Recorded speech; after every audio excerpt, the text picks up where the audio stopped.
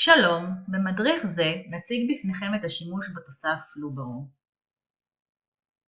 פלוברו הוא תוסף של גוגל שיכול לחסוך לכם הרבה זמן.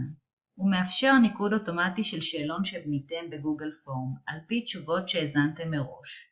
בנוסף, באמצעות הפלוברו ניתן לשתף את הציונים עם התלמידים, כולל משוב מפורט. לפני שנתחיל, יש לערוך מספר הכנות. ראשית, ניצור את הגוגל פורם שלנו.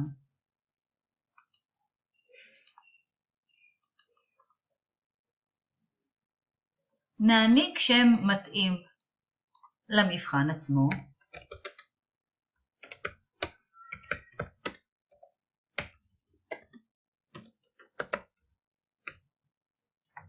ונתחיל בהגדרת השאלות.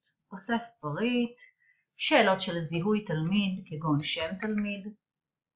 זאת תהיה שאלה נדרשת, שאלה של טקסט, קבוצה, אוסף פריט, כיתה של תלמיד, מתאים כאשר המבחן הוא שכבתי, שאלה של טקסט, שאלה נדרשת, ושאלת חובה היא כתובת הדואר האלקטרוני של התלמיד.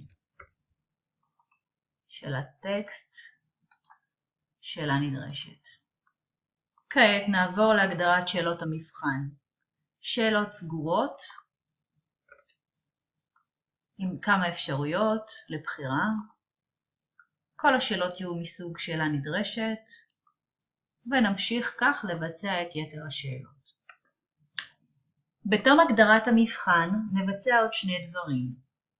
ניתן לתלמידים לענות על השאלון בעצמם, וזה הזמן להדגיש בפני התלמידים את החשיבות של כתיבת הדואר האלקטרוני בצורה תקינה, דואר אלקטרוני אמיתי, על מנת שיוכלו לקבל שם בהמשך את הציון ואת המשוב. כמו כן, עליכם לענות על המבחן בעצמכם, דבר שיהווה מפתח לחישוב ציוני התלמידים. אז אני כאן רושמת המורה. כיתה לא ממש רלוונטי, אבל זה חובה, אז אני אכתוב בית ספר. וכתוב את הדואר האלקטרוני שלי. אני אענה על השאלון.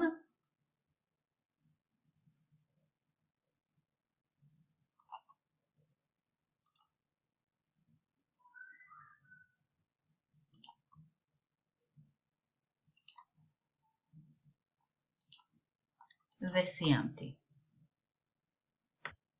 סיימנו עם ההכנות המוקדמות והגיע הזמן להתקין את הפלוברו. נעבור לגוגל פורם, למצב העריכה. שימו לב את התוסף פלוברו, ניתן להתקין רק בגיליון התגובות ולא בטופס עצמו. אז אני עוברת להציג תגובות.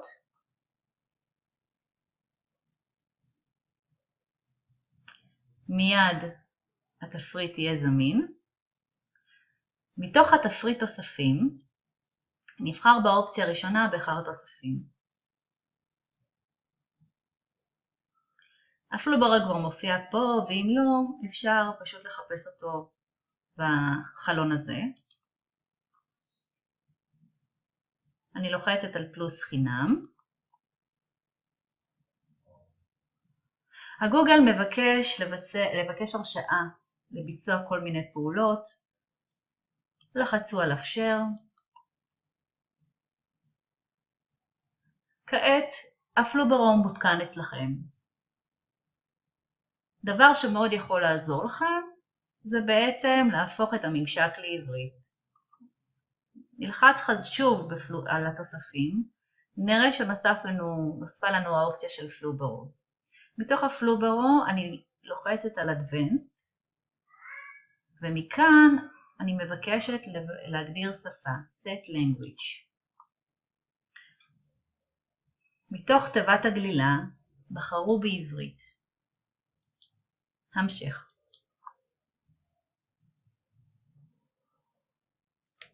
שלב חישוב הציונים הגיע. נחזור לתפריט תוספים פלוברו ונבחר באופציה הראשונה הערכת ציוני תלמידים. זהו השלב הראשון. אנחנו רואים כאן את כל השאלות בטופס, ואנחנו צריכים להגדיר לגבי כל שאלה את הסוג שלה.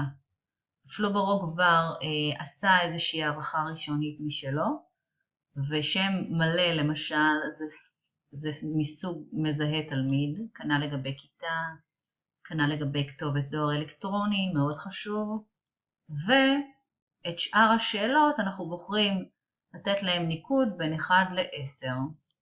זה האפשרויות שיש, והן מסוג דירוג רגיל. אוקיי? אז מתאים, האפשרויות שהפלוברו נתן כאן הן מתאימות, ואני מבצעת המשך. השלב השני של הפלוברו, בשלב הזה הוא מציג לנו את כל התגובות שהתקבלו, ומתוכם אנחנו צריכים בעצם לסמן כאן, בכפתור רדיו, את אותה מטלה שהתשובות שלה הן הנכונות, וכמובן זו הרשומה הזאת של המורה. אני מסמנת את הרשומה ומבצעת המשך. זה שלב העיבוד, הפלוברו מדרג את המטלות, התהליך הושלם בהצלחה. בואו נסתכל מה קיבלנו. אז קיבלנו פה פרטים כמו מה הניקוד האפשרי, 50 נקודות, הממוצע הוא 25, קיבלנו 4 מטלות,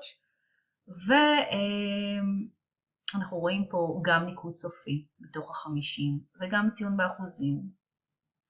אנחנו רואים בצהוב בעצם מודגשות שאלות שאחוז ההצלחה שלהם הוא לא היה גבוה מספיק.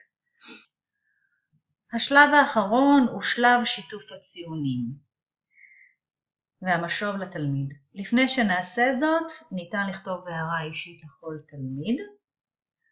דרך התוספים, פלוברו, יש לנו אפשרות שנקראת ערוך משוב אישי לתלמיד. ברגע שנעשה זאת, נפתחת עמודה נוספת. למשל, התלמיד הזה, נכתוב לו הערה, לא נורא, אולי בפעם הבאה.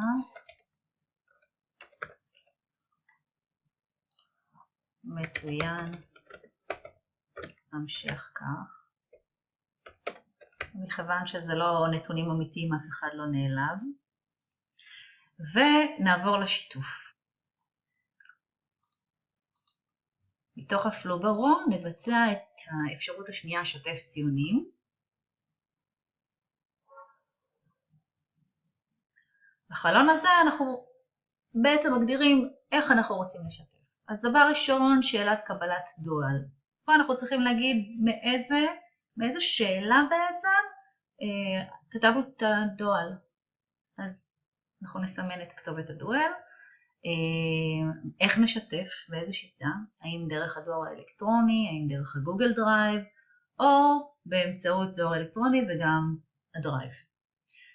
אז אני בוחרת באמצעות הדואר האלקטרוני. האם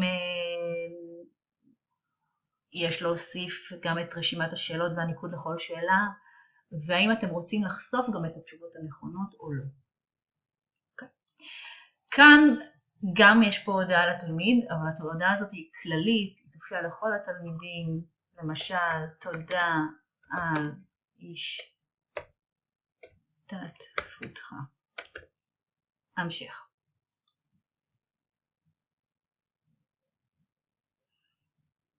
שלושה ציונים נשלחו.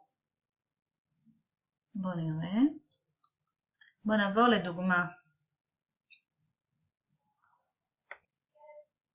טוב, בואו נראה דוגמה למשוב שמקבל תלמיד.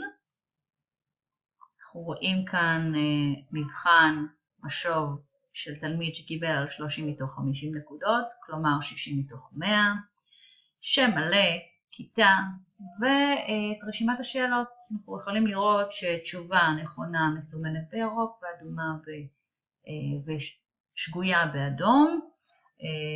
כשהתלמיד שוגה, אז הוא גם יכול לראות מה התשובה הנכונה.